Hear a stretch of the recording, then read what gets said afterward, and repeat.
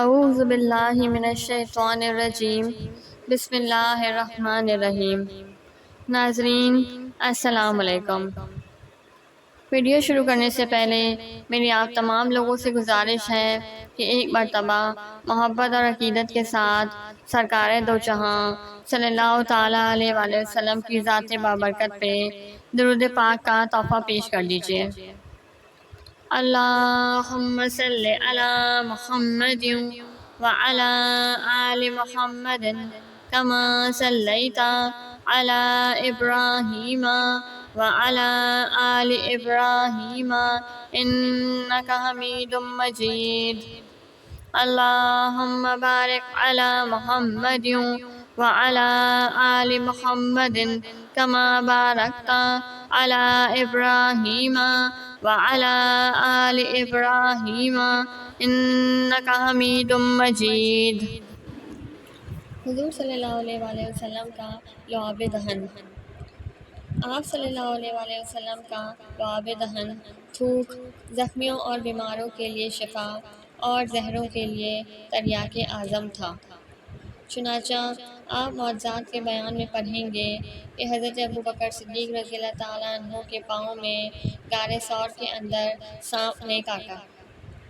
اس کا زہر آپ صلی اللہ علیہ وآلہ وسلم کے لعاب دہن سے اتر گیا اور زخم اچھا ہو گیا۔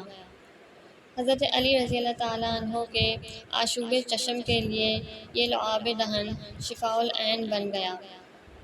حضرت رفاعہ بن رافع رضی اللہ تعالیٰ عنہ کی آنکھ میں جنگ بدر کے دن تیر لگا اور پھٹ گئی، مگر آپ صلی اللہ علیہ وآلہ وسلم کے لعاب دہن سے ایسی شفا حاصل ہوئی کہ درد بھی جاتا رہا اور آنکھ کی روشنی بھی برقرار رہی۔ حضرت ابو قتادہ رضی اللہ تعالیٰ عنہ کے چہرے پر تیر لگا۔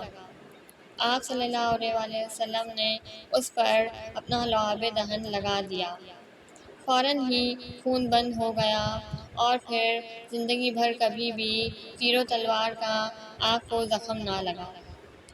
شفا کے علاوہ اور بھی لعاب دہن سے بڑی بڑی معجزانہ برکات کا ظہور ہوا۔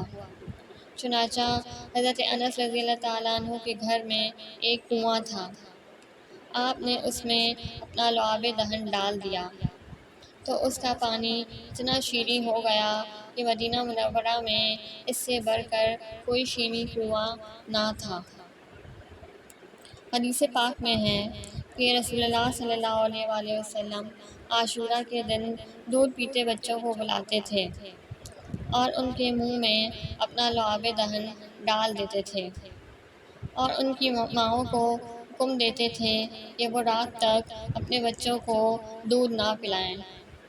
آپ صلی اللہ علیہ وآلہ وسلم کا یہی لعاب دہن ان بچوں کو اس قدر شکم سیر اور سیراب کر دیتا تھا کہ ان بچوں کو دن بھر نہ بھوک لگتی تھی اور نہ پیاس۔ سبحان اللہ۔ وآخر دعوانا ان الحمد للہ رب العالمین۔